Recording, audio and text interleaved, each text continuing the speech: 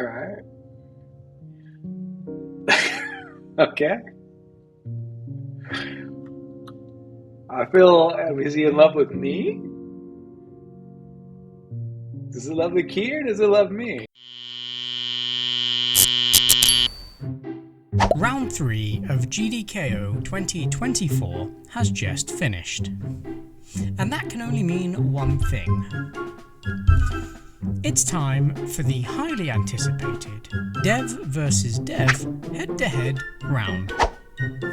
But more on that a little later. In round 3, the Shelfman asked you to tell a compelling story without narrative. This round proved to be quite a challenge for a lot of the devs, and many only just managed to get something submitted, and of those, there was some that just managed a prototype or intro. I can safely say that this round is wide open, and if you think you've done enough, I wouldn't be too confident. Could we be saying goodbye to some of the top seeds in the competition? Top seed Leo Lim has already dropped out. Could Game Favourites or Sigil be next?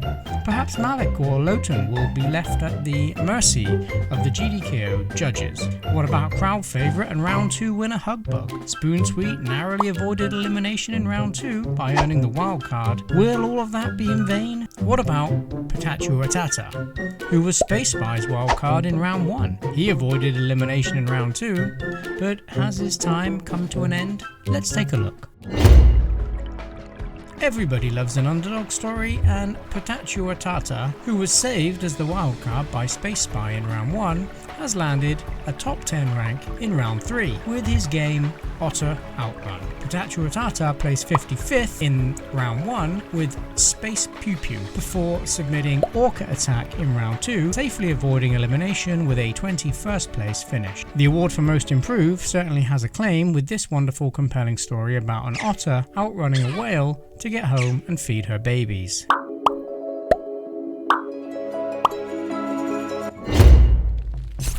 Evanji began his 2024 GDKO journey by notching up an 18th place finish in Round 1 with Unspectacular. Living up to his Round 1 entry, Evanji dropped further down the rankings in Round 2 with Q.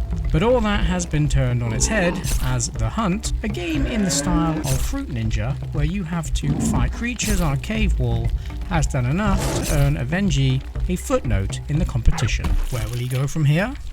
We'll have to wait to find out.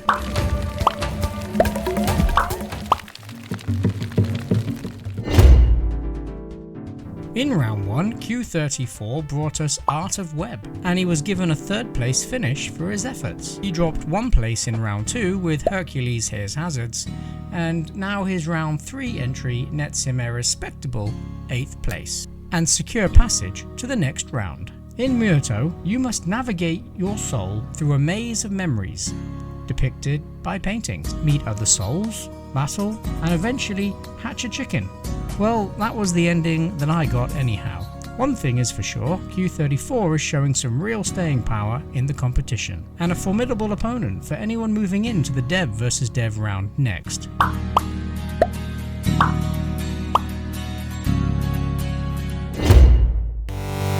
GDKO 2022 finalist and top seed Game Favourites jumps into Round 3 with a bang. After Round 1 and Round 2 finishes of 35th with Jester's catch and 18th with 4 bent fingers, Game Favourites is showing he knows how to pace himself, a key skill for anyone wanting to reach the final. In Mind Over Fury, your buddy gets turned into a ball by an evil scientist, and through a series of well-timed telekinetic button presses, you have to get him to safety.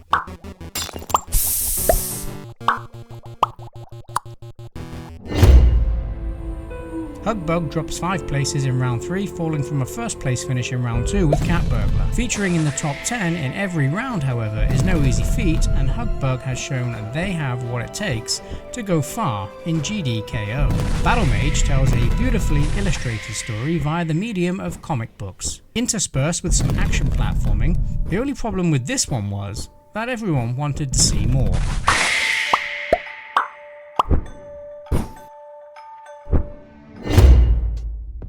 The Crunkle saga continues in Round 3 for Dev Pirates, after a Round 1 placement of 9th, moving up 1 place in Round 2 to 8th Placing 5th in round 3 with Crunkle's Debt is all the proof of concept we need to know that Dev Pirates is here to stay, and a likely challenger for one of those 5 final spots. Crunkle's Debt is a fantastic continuation of the Crunkle's Sideshow story, with great animated cutscenes and a classic retro feel.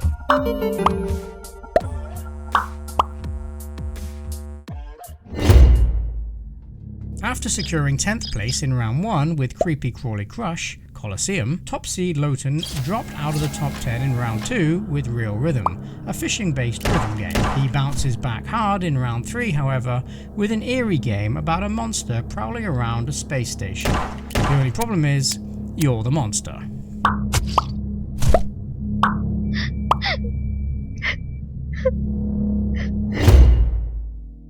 Since ranking 19th in round 1 with Balancing Act, a circus game about, well, balancing, Halfsmore has gotten rather comfortable occupying spaces in the top 5 with a round 2 placement of 2nd with a dark room, and now a 3rd placed entry with Rooting for You. People definitely seem to be rooting for Halfsmore, as his game about a flower seeking out water has quenched everyone's thirst this round.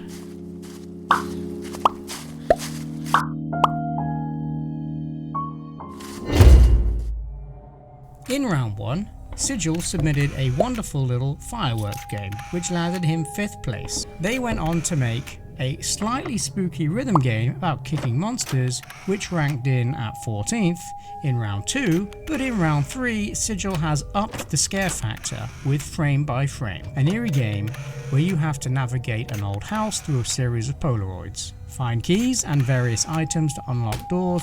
Be careful though, as there seems to be something truly evil lurking in the basement. Oh, and in true horror style, none of the light switches work. I just wish that crowbar would have come in handy at the end.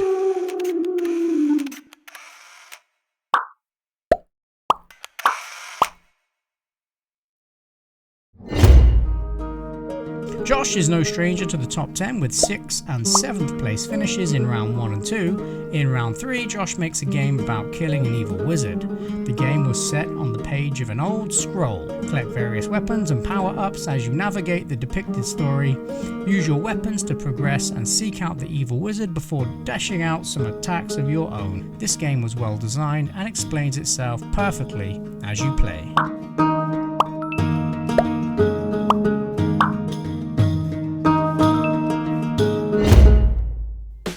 In round 1 through 4, Game Dev Market have been giving $25 of credit to the round winners.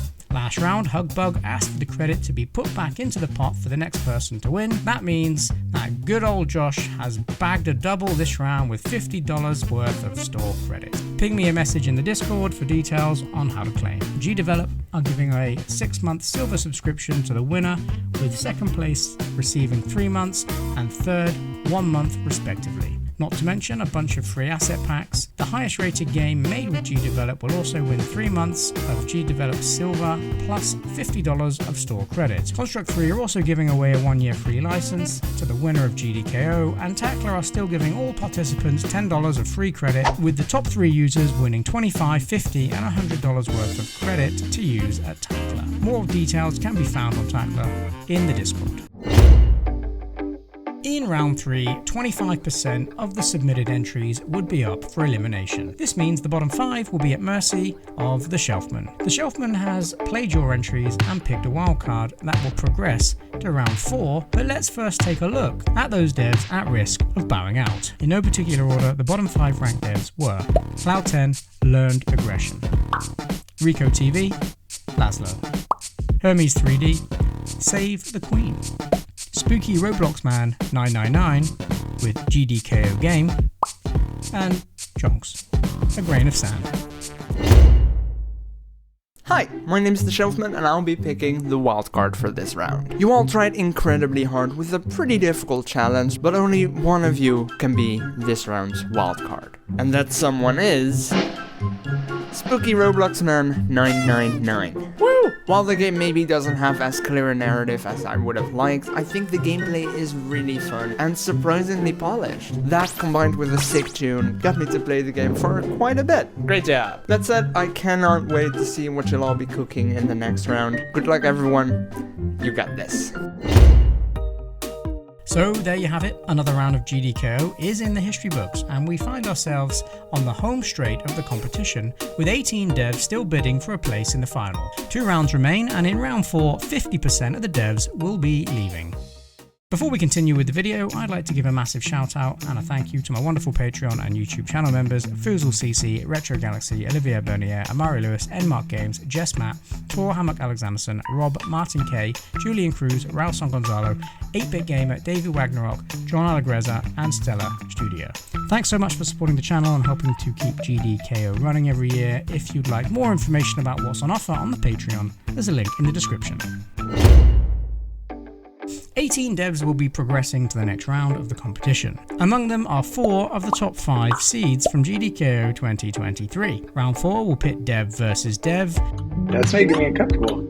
In the classic recreate round, and as mentioned, the top seeds from GDKO 2023 will avoid pairing. To pair the devs, I will be using a random generator that I made using Construct 3. Based on the number of submitted entries, the top 2 or 3 devs in the round will automatically qualify, and everyone else will be paired up. You won't find out who you're paired against until the end of the round. As usual, the community voting will apply, but I'll also be allowing the GDKO judges to rate the games this round as well. Before any of this happens, however, you'll need to know what the classic game you'll be recreating is.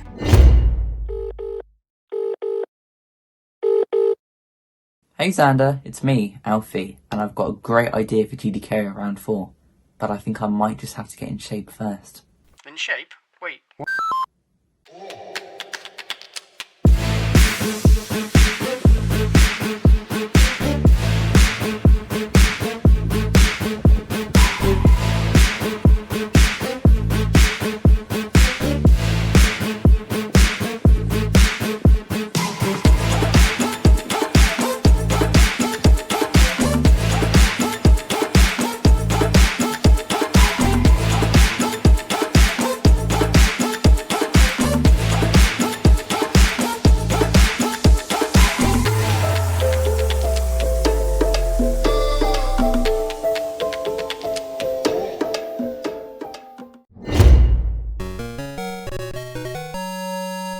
You can start right away, you can interpret the task in any way that you like, but you must consider the judging criteria when making your game.